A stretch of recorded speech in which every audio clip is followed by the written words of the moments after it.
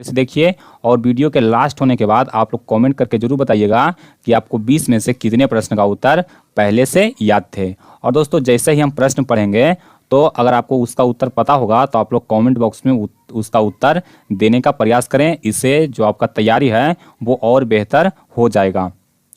तो देखिए चलिए हम लोग देखते हैं पहला प्रश्न को।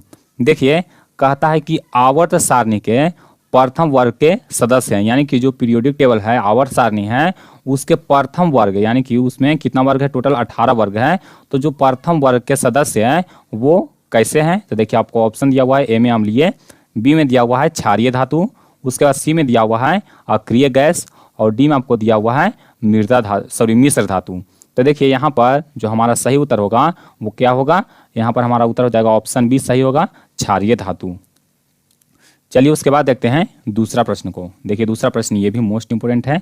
देखिए कहता है वायुमंडल में CO2 गैस की उपस्थिति है। दोस्तों वायुमंडल में CO2 गैस कहने का मतलब हुआ कार्बन डाइऑक्साइड गैस की उपस्थिति कितना प्रतिशत है। तो देखिए आपको ऑप्शन दिया हुआ है 0.01%, बी दिया हुआ है 0.05%, सी है 0.03% और डी है 0.02%। तो दोस्तों अगर उसका उत्तर जानते हैं तो जल्दी से आप लोग कॉमेंट बॉक्स में इसका जवाब दे दीजिए।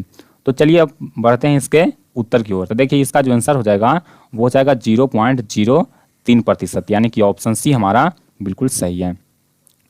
चलिए उसके बाद देखते हैं तीसरा प्रश्न को। देखिए तीसरा प्रश्न कहता है NaOH। दोस्तों NaOH का रासायनिक नाम क्या है, सोडियम हाइड्रोक्साइड।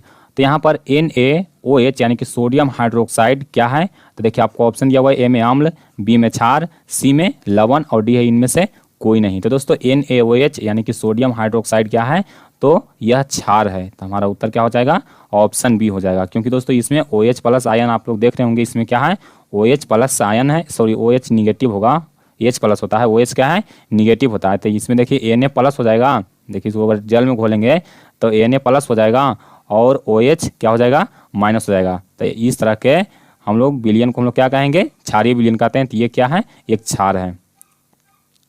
चलिए उसके बाद देखते हैं चौथा प्रश्न को। देखिए चौथा प्रश्न कहता है कि मानव मादा के जनन तंत्र का भाग नहीं है। दोस्तों मानव मादा के जनन तंत्र का भाग कौन नहीं है, तो देखिए आपको ऑप्शन दिया हुआ है ए में अंडाशय, बी में दिया हुआ है गर्भाशय, सी दिया हुआ है शुक्रवाहिका, क्या दिया हुआ है शुक्रवाहिका, और डी दिया हुआ है डिम्ब वाहिका। तो दोस्तों यहाँ पर जो हमारा उत्तर हो जाएगा वो हो जाएगा शुक्रवाहिका। दोस्तों शुक्रवाहिका मानव मादा जनन तंत्र का भाग नहीं है। तो इसको आप लोग याद रखिए, हमारा उत्तर क्या है, ऑप्शन सी है। चलिए उसके बाद देखते हैं पांचवा प्रश्न। देखिए पांचवा प्रश्न भी मोस्ट इंपोर्टेंट प्रश्न है। देखिए कहता है कि ऑक्सिन है। दोस्तों ऑक्सिन, इसी को ऑक्सिन कहा जाता है। तो ऑक्सिन क्या है, एक पादप हार्मोन है या फिर एक वसा है या फिर एक एंजाइम है या फिर कार्बोहाइड्रेट है। तो दोस्तों ऑक्सिन क्या है, तो ऑक्सिन एक हार्मोन है। क्या है, ऑक्सिन एक हार्मोन है। तो यहाँ पर हमारा उत्तर क्या हो जाएगा, ऑप्शन ए हो जाएगा हार्मोन। चलिए उसके बाद देखते हैं अगला प्रश्न। देखिए छठा प्रश्न कहता है कि पराग कोष में होते हैं। दोस्तों जो फूल में यानी कि जो पेड़ पौधे के फूल होते हैं उसमें पराग कोष में क्या होता है, तो देखिए आपको ऑप्शन दिया हुआ है ए में बाह्यदल, बी है अंडाशय, सी है अंडप और डी दिया हुआ है परागकण। तो दोस्तों पराग कोष में क्या होता है, परागकण होता है। तो हमारा उत्तर क्या हो जाएगा, ऑप्शन डी हो जाएगा परागकण। चलिए उसके बाद देखते हैं सातवां प्रश्न। देखिए कहता है स्वपोषी पोषण के लिए आवश्यक है। दोस्तों स्वपोषी पोषण के लिए क्या आवश्यक है, तो देखिए आपको ऑप्शन दिया हुआ है ए में CO2 यानी कि कार्बन डाइऑक्साइड, उसके बाद बी दिया हुआ है क्लोरोफिल, उसके बाद सी दिया हुआ है सौर्य प्रकाश यानी कि सूर्य का प्रकाश और डी है इनमें से सभी। तो दोस्तों स्वपोषी पोषण के लिए क्या आवश्यक है, तो CO2 भी आवश्यक है, क्लोरोफिल भी आवश्यक है और सूर्य का प्रकाश भी आवश्यक है। यानी कि हमारा उत्तर क्या हो जाएगा, ऑप्शन डी हो जाएगा, इनमें से सभी। चलिए उसके बाद देखते हैं नेक्स्ट प्रश्न। देखिए आठवां प्रश्न कहता है कि मनुष्य के शरीर की सबसे बड़ी ग्रंथि है। दोस्तों मनुष्य के शरीर की सबसे बड़ी ग्रंथि कौन है, तो देखिए आपको ऑप्शन दिया हुआ है ए में लीवर, बी में दिया हुआ है अग्नाशय, सी दिया हुआ है अंडाशय और डी दिया गया है एड्रीनल। तो दोस्तों देखिए इसमें बहुत सारे स्टूडेंट का कन्फ्यूजन रहता है, कहीं पे आपको इसका आंसर यकृत रहता है और कहीं पे इसका आंसर लीवर रहता है। तो दोस्तों यकृत और लीवर दोनों एक ही को कहा जाता है। तो हमारा उत्तर क्या हो जाएगा, ऑप्शन ये हो जाएगा लीवर, और यकृत रहेगा तो हमारा आंसर यकृत भी होगा। चलिए उसके बाद देखते हैं नौवां प्रश्न। देखिए कहता है पादप हार्मोन का उदाहरण है। दोस्तों कौन पादप हार्मोन का उदाहरण है, तो देखिए आपको ऑप्शन दिया हुआ है ए में पेप्सिन, उसके बाद बी दिया हुआ है एड्रीनलिन, सी दिया हुआ है ऑक्सिन और डी दिया गया है टेस्टोस्टेरोन। तो दोस्तों इसमें हार्मोन कौन है, पादप हार्मोन कौन है, तो यहाँ पर पादप हार्मोन हो जाएगा ऑक्सिन, यानी कि ऑप्शन सी हमारा बिल्कुल सही आंसर है। चलिए उसके बाद देखते हैं अगला प्रश्न को। देखिए 10वां प्रश्न, ये भी मोस्ट इंपोर्टेंट है। देखिए कहता है परिपथ में विद्युत धारा की माप किससे की जाती है। दोस्तों परिपथ में विद्युत धारा की माप किससे की जाती है, यानी कि जो इलेक्ट्रिक सर्किट होता है उसमें इलेक्ट्रिक करंट का मेजरमेंट हम लोग किस यंत्र से करते हैं। तो देखिए आपको ऑप्शन दिया हुआ है ए में वोल्ट मीटर, बी दिया हुआ है ए मीटर, सी दिया हुआ है गैल्वेनोमीटर और डी है इनमें से कोई नहीं। तो दोस्तों इसका उत्तर तो आप लोग जानते होंगे, तो जल्दी से आप लोग कमेंट कीजिए, हम आपको इसका सही आंसर बताते हैं कि इसका सही आंसर क्या होगा। तो देखिए विद्युत धारा की माप किया जाता है ए मीटर के द्वारा, यानी कि हमारा उत्तर क्या हो जाएगा, ऑप्शन बी हो जाएगा ए मीटर। और कहेगा कि विभवांतर, यहाँ पर विद्युत धारा के जगह पर विद्युत विभवांतर रहता तो हमारा उत्तर क्या हो जाता, वोल्ट मीटर हो जाता। तो इस प्रश्न को आप ध्यान में रखिए। चलिए उसके बाद देखते हैं 11वां प्रश्न, बहुत ईजी क्वेश्चन है, तो इसका आंसर तो आप जवाब दे ही दीजिएगा। देखिए कहता है दाढ़ी बनाने में कौन सा दर्पण प्रयुक्त होता है। दोस्तों जल्दी से कमेंट कीजिए कि दाढ़ी बनाने में कौन सा दर्पण प्रयुक्त होता है। तो चलिए भी इसकी आंसर की ओर बढ़ते हैं। देखिए दाढ़ी बनाने के लिए हम लोग अवतल दर्पण का प्रयोग करते हैं, तो हमारा उत्तर क्या हो जाएगा, ऑप्शन बी हो जाएगा। क्योंकि दोस्तों अवतल दर्पण में क्या होता है, किसी वस्तु का बड़ा प्रतिबिंब बनता है, यानी कि उसमें अगर हम लोग अपना चेहरा देखते हैं तो क्या होता है, चेहरा थोड़ा बड़ा दिखाई पड़ता है। इसलिए हम लोग दाढ़ी बनाने के लिए किसका प्रयोग करते हैं, तो अवतल दर्पण का प्रयोग करते हैं। चलिए उसके बाद देखिए 12वां क्वेश्चन, ये मोस्ट इंपोर्टेंट क्वेश्चन है और इसको रटना नहीं है, इसको आपको समझना है। देखिए कहता है किस उपकरण में धन यानी कि पॉजिटिव और ऋण यानी कि निगेटिव का चिन्ह नहीं होता, यानी कि कौन सा उपकरण है जिसमें पॉजिटिव और निगेटिव का चिन्ह नहीं होता है। तो देखिए आपको ऑप्शन दिया हुआ है ए में ए मीटर, बी है वोल्ट मीटर, सी है कुंडली और डी है विद्युत सेल। तो दोस्तों आप लोग जानते होंगे कि ए मीटर से विद्युत धारा की माप की जाती है, तो इसमें पॉजिटिव और निगेटिव जो टर्मिनल है वो होता है। उसके बाद वोल्ट मीटर से क्या मापा जाता है, विभवांतर मापा जाता है, तो इसमें भी पॉजिटिव और निगेटिव रहता है, इसका भी। उसका देखिए कुंडली, दोस्तों कुंडली मतलब कहीं पे आपको कॉइल भी मिल जाएगा, तो कोई भी कॉइल, जैसे मोटर में कोई कॉइल फिट है या फिर कहीं पे भी, इसको इंग्लिश में चोक कहते हैं।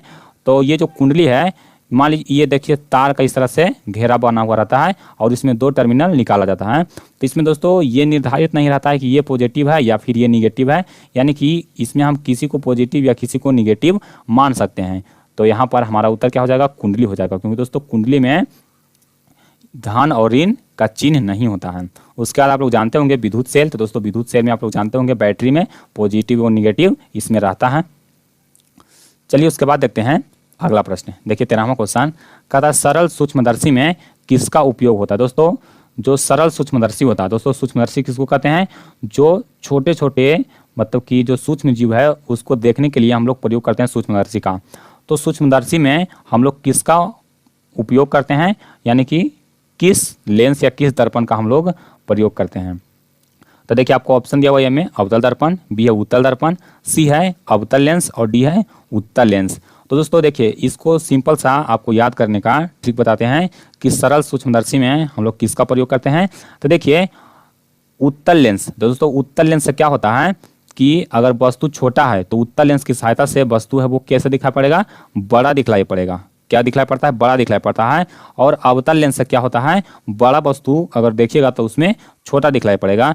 तो सरल सूक्ष्मदर्शी में हम लोग किसका प्रयोग करते हैं, तो उत्तल लेंस का प्रयोग करते हैं। और दर्पण का प्रयोग तो हम लोग लेंस में, सूक्ष्मदर्शी में हम लोग करेंगे नहीं, क्योंकि दर्पण से प्रतिबिंब है उसको हम लोग देखते हैं, आर पार ये नहीं जाना सकता है। तो यहाँ पर हमारा उत्तर क्या हो जाएगा, उत्तल लेंस हो जाएगा। चलिए उसके बाद देखते हैं अगला प्रश्न। देखिए 14 नंबर सवाल, ये भी मोस्ट इंपोर्टेंट है।